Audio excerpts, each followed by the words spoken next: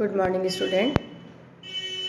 जैसा कि आप विदेशी व्यापार चैप्टर पढ़ रहे हैं, तो इसमें मैंने आयात और निर्यात व्यापार के प्रमुख प्रलेख लगातार समझाए हैं।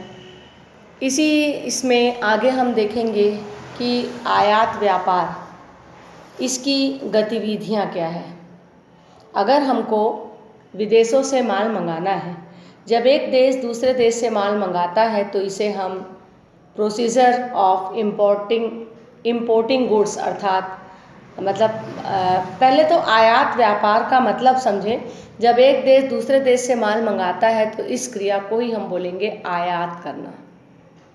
जैसे भारत अपनी आवश्यकताओं की पूर्ति करने के लिए कहीं से भी माल मंगाता है, चाहे वो इंग्लैंड से माल मंगाए, चाहे वो चीन से माल मंगाए, तो ये जो प्रक्रिया है वो आयात व्यापार कहलाएगी। सबसे पहले तो हमें यदि माल का आयात करना है किसी दूसरे देश से, तो माल का आयात करने के लिए हमको बहुत सारे प्रोसीजर्स हैं, गतिविधियां हैं, उससे होकर गुजरना पड़ेगा। जिसमें पहला है देश व निर्यातकर्ता का चुनाव। जब हमको माल मंगाना होता है तो सबसे पहले हम ऐसे देश का चुनाव करते हैं जिस देश में हमारे आवश्यकता की वस्तु उपलब्ध है। इसके बाद कौन से देश में किन किन शर्तों पर आवश्यकता अनुसार माल मिल सकता है, इस बात का भी निर्णय लेना अनिवार्य है। तो पहला है देश व निर्यातकर्ता का चुनाव करेंगे। तत्पश्चात आयात आज्ञा पत्र प्राप्त करना।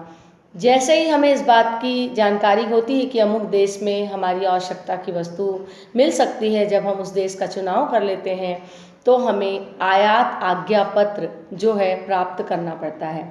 भारत में जो है विदेशी व्यापार मंत्रालय में आयात निर्यात नियंत्रण अधिकारी के पास आवेदन पत्र भेजा जाता है, जिसमें माल संबंधी संपूर्ण जानकारी प्रस्तुत करनी पड़ती है, और जब सरकार आज्ञा देती है तभी विदेशों से माल मंगाया जा सकता है। फिर है विदेशी मुद्रा का प्रबंध करना।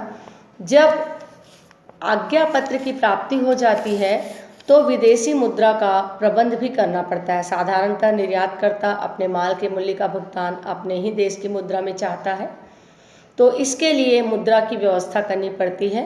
प्रत्येक देश का जो केंद्रीय बैंक, जैसे हमारे भारत में RBI reserve bank of India जो है विदेशी मुद्रा के लेन देन का कार्य करता है। अतः हमारे देश में जो है अगर हमको माल मंगाना है, हमको माल मंगाना है तो भुगतान यदि हमको विदेशी मुद्रा में करना है तो RBI जो है ये काम करता है, मतलब विदेशी मुद्रा का प्रबंध करता है। अगला जो पॉइंट है वो है इंडेंट भेजना। तत्पश्चात जब हमें माल मंगाना होता है तो इंडेंट भेजा जाता है। इंडेंट एक प्रकार का आदेश पत्र होता है जिसमें माल मंगाने संबंधी बातें लिखी जाती हैं, जिसमें मुख्य रूप से जो है माल का विवरण, मूल्य, पैकिंग चिन्ह, माल का बीमा, जहाज का नाम, भुगतान करने का ढंग आदि सारी बातें उल्लेखित की जाती है। तो इंडेंट मतलब एक प्रकार का क्रयादेश है जो कि आयातक के द्वारा निर्यातक को भेजा जाता है। इसे मैंने पहले भी बताया महत्वपूर्ण प्रलेख में कि ये दो प्रकार का होता है, पूर्ण इंडेंट और अपूर्ण इंडेंट। जब माल मंगाने संबंधी पूरी जानकारी उस इंडेंट में लिख दी जाती है तो उसे हम पूर्ण इंडेंट कहेंगे। अपूर्ण इंडेंट में मैंने आपको बताया था कि माल मंगाने संबंधी कुछ जो शर्तें हैं वो निर्यातक के ऊपर छोड़ दी जाती हैं, तो उसे हम अपूर्ण इंडेंट कहेंगे। तो इस तरीके से इंडेंट भेजा जाता है। नेक्स्ट है निर्यात प्रतिनिधि की सूचना।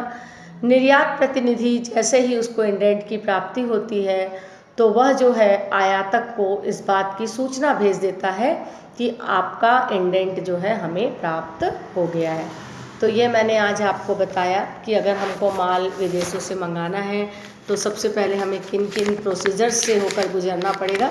तो मैंने 5 प्रोसीजर आज बताया। पहले तो देश और निर्यातकर्ता का चुनाव करेंगे, तत्पश्चात हम आयात आज्ञा पत्र की प्राप्ति करेंगे। पहले देश का चुनाव, आयातक देश का चुनाव, उसके बाद निर्यातक देश का चुनाव, फिर आयात आज्ञा पत्र प्राप्त करना, फिर विदेशी मुद्रा का प्रबंध करेंगे, फिर इंडेंट भेजेंगे और उसके बाद निर्यात प्रतिनिधि की सूचना प्राप्त होगी।